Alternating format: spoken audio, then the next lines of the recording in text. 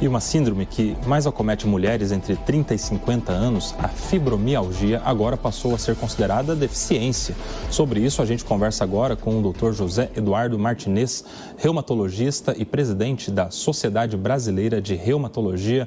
Doutor, bem-vindo ao Fast News aqui na Jovem Pan, é um prazer te receber. Boa tarde, é uma grande honra estar aqui, eu agradeço muito esse espaço. Doutor, eu gostaria, antes da gente entrar nessa novidade, que é justamente a fibromialgia como deficiência, eu gostaria de entender primeiro os detalhes do que se trata a fibromialgia e quais são os seus principais sintomas, quais são os sinais de alerta que quem esteja na nossa audiência possa se preocupar, se ater, caso venham a identificar. A fibromialgia é uma síndrome que se caracteriza por uma alteração da percepção de dor. Todos nós temos mecanismos que fazem a gente sentir dor é importante para a gente saber que tem alguma lesão, e outros mecanismos que inibem a dor. Então, o equilíbrio desses mecanismos faz com que a gente sinta a dor no momento certo.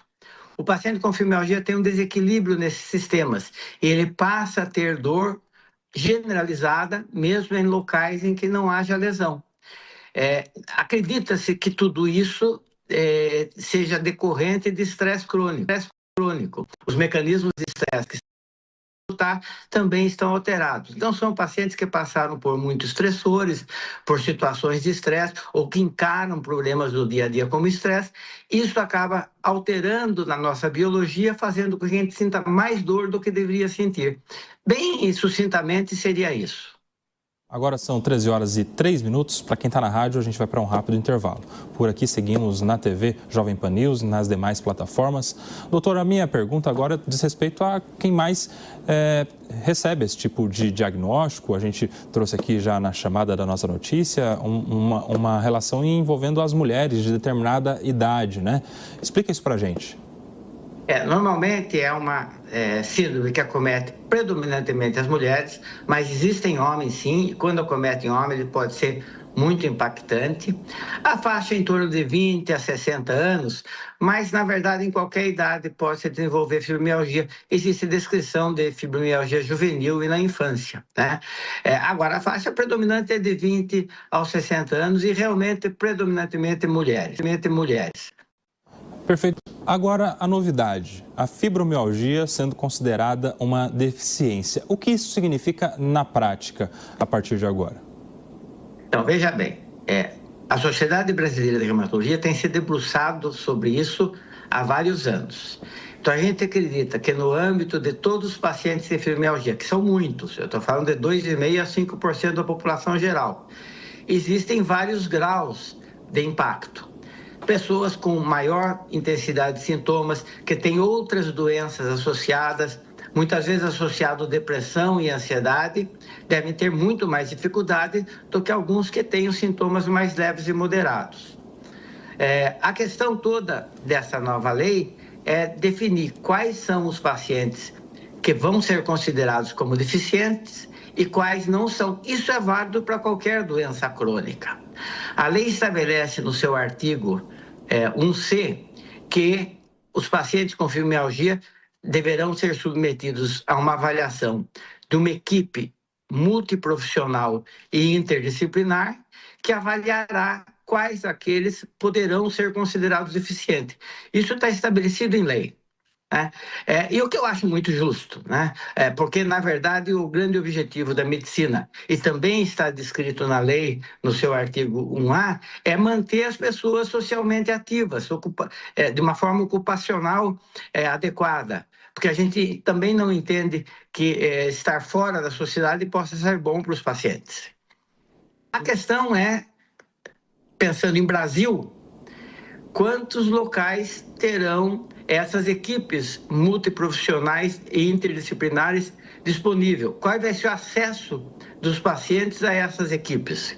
Então, eu vejo a lei como alguns pontos positivos, o fato de tentar determinar um parâmetro de quem é deficiente ou não, mas vejo uma dificuldade no implantar, pensando em termos de Brasil como um todo, né?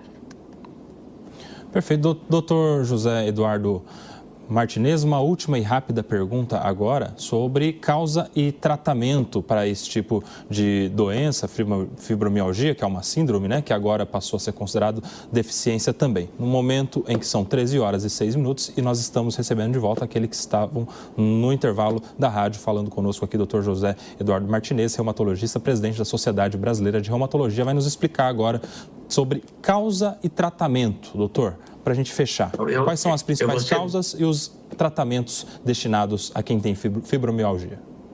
Vou tentar ser bem rápido. Sim. Não existe uma causa definida. Como eu falei, o estresse crônico parece estar na base de tudo isso, né? Então, estressores crônicos e agudos mesmo podem desencadear.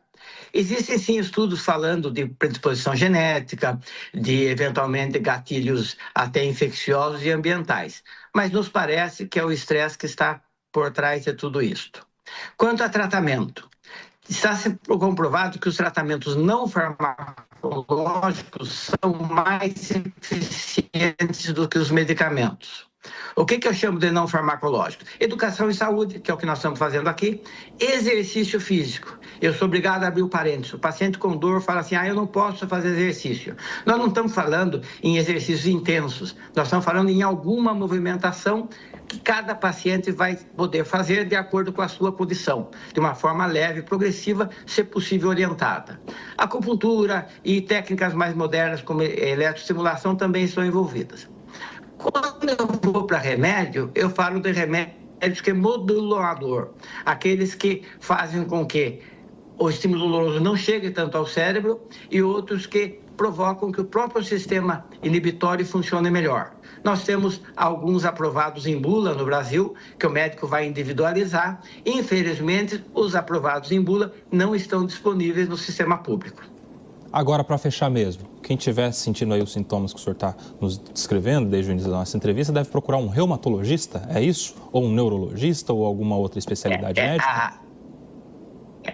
O conhecimento da fibromialgia foi desenvolvido na literatura do reumatologista. Perfeito. Mesmo porque a gente tem que também examinar para ver se não tem sua tendinite, sua bursite, sua dor lombar associado. Não é um diagnóstico tão fácil. Mas como tem muito fibromialgia, o ideal é que a gente capacite Senador Marcos o clínico Duval, do que está na Podemos. atenção primária. Tá? Sim. É isso que eu acho importante. Perfeito. Quero agradecer demais a participação conosco aqui do Dr. José Eduardo Martinez, reumatologista e PAD brasileira de reumatologia. Muito obrigado, doutor José. Sempre um prazer te receber aqui na Jovem Pan. Muito obrigado a vocês. A gente segue agora, porque mesmo com as tarifas aplicadas